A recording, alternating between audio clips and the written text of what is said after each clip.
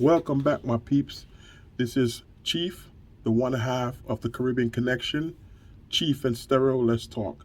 Today, I'd just like to talk about some geopolitics. This regards to the recent meeting between our president, President Trump, along with Vladimir Zelenskyy, the president of Ukraine. This meeting took place last Friday, and basically, this was to discuss the reimbursement of all the expenses and the supplies that was and money compensation that was provided to Ukraine to fight against the Russian invasion, and this was to negotiate a rare earth element, minerals, I should say, deal.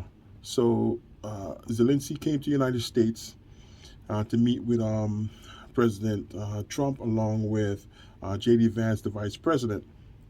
And they met in the Oval Office for about 35 minutes. The meeting was going well in the beginning, and then all hell broke loose. I've never seen a situation like this before out in public, in which world leaders bickering and going back and forth.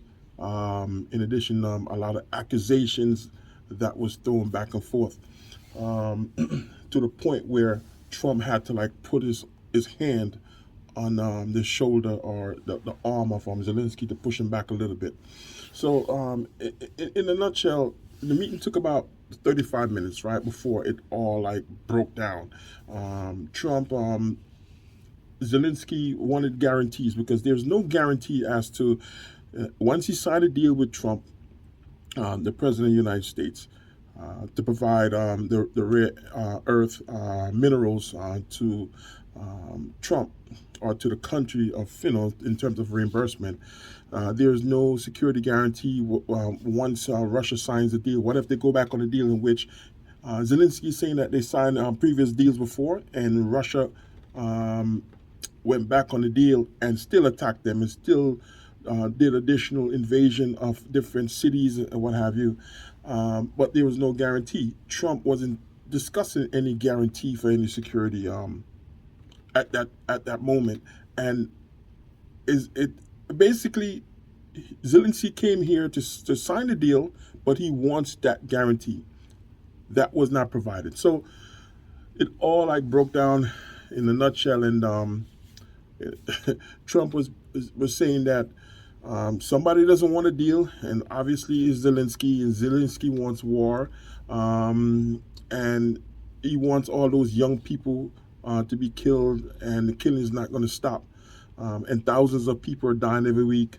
That's what he was saying, and Zelensky is should be more appreciative of the United States helping over the period of time, along with like Biden providing the previous supplies and weaponry to help stave off the onslaught of the Russians.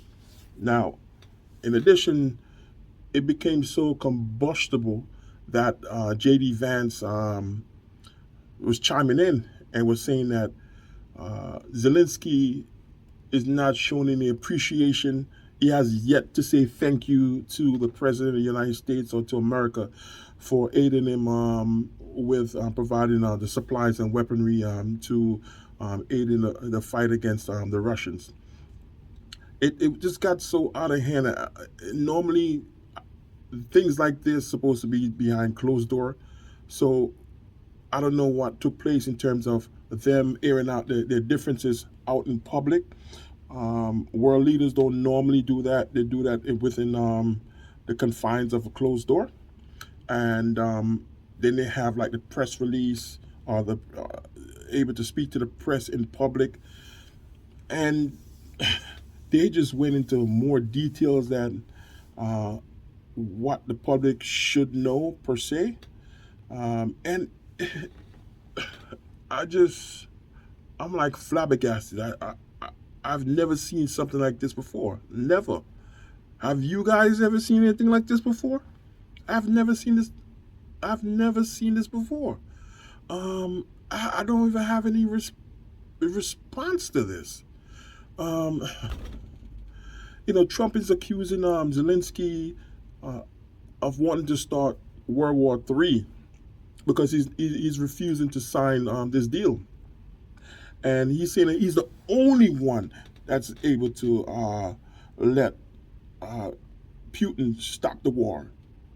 Right? He's the only one able to speak to Putin, right? To let Putin stop. And I doubt it because I think that Putin is playing him. Putin is an old KGB spy.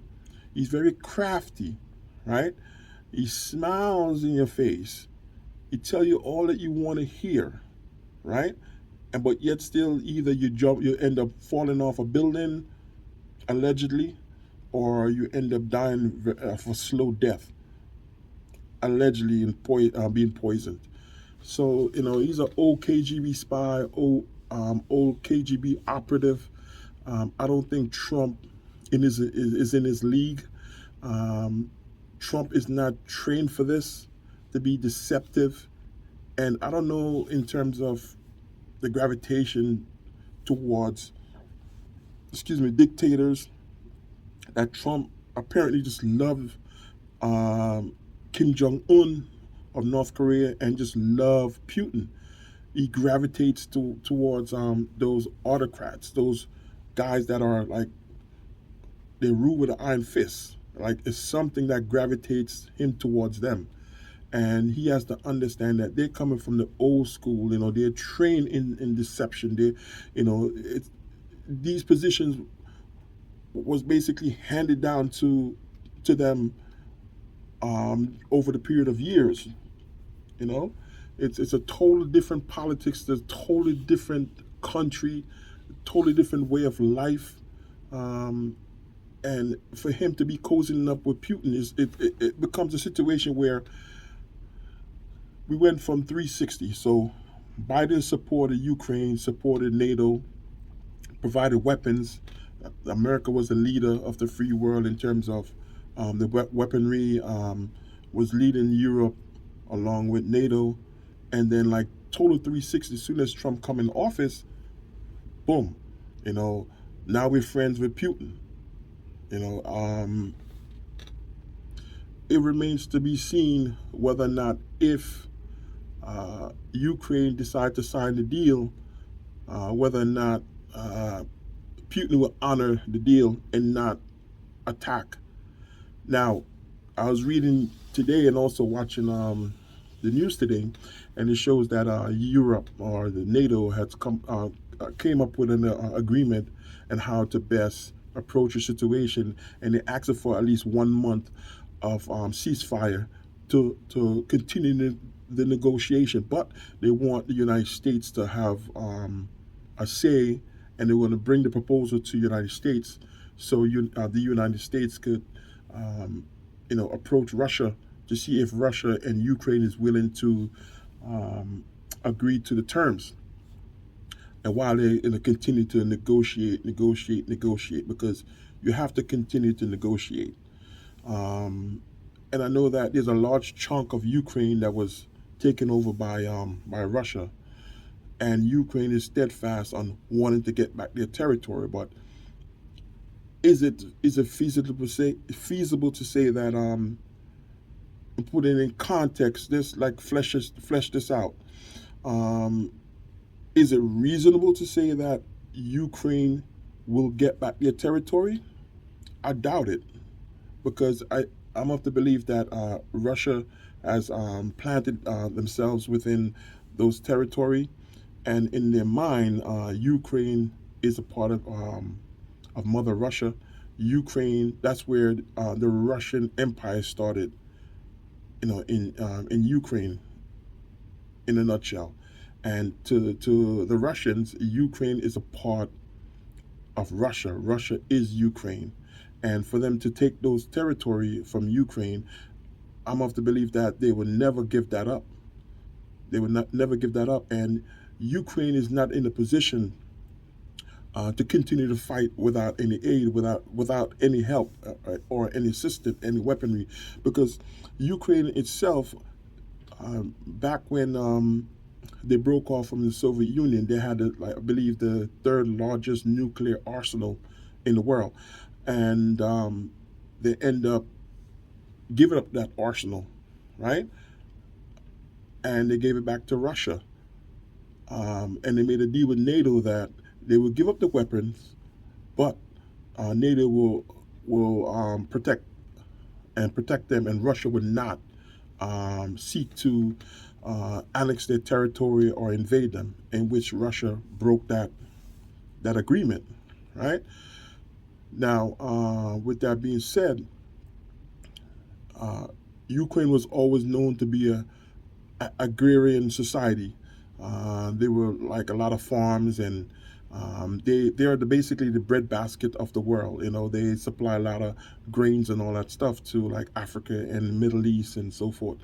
But they were never too keen with buying weaponry with a lot of the foreign monies they receive from their agriculture sales and so forth.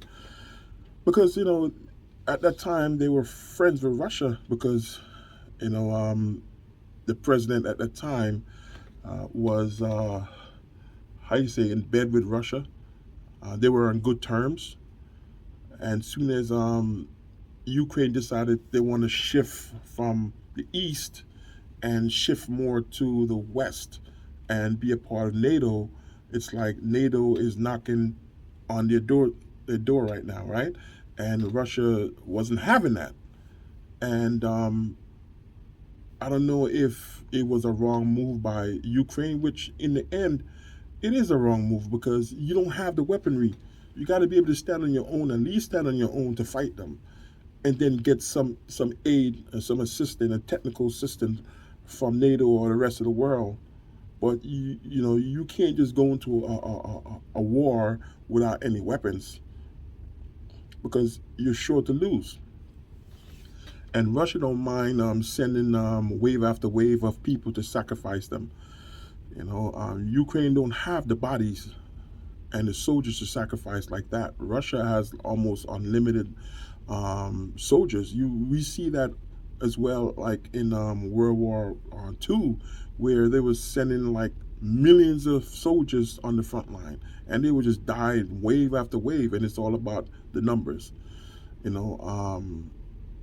So it remains to be seen in terms of whether or not Ukraine will go along with the proposed deal that NATO is spearheading. They haven't released the details of the deal as of yet. But as soon as they release it, we'll definitely discuss it. Stero and I will digest it and look into it a little bit more, and we'll be able to have more of a full and robust and vibrant discussion. I just want to thank everyone for always tuning in and supporting our program. So I'd like to thank everyone. We love you, and just check us out on YouTube, in addition to Instagram and Facebook. And check out our platform, socialmobie.com, SOCIALMOBIE.com. Peace.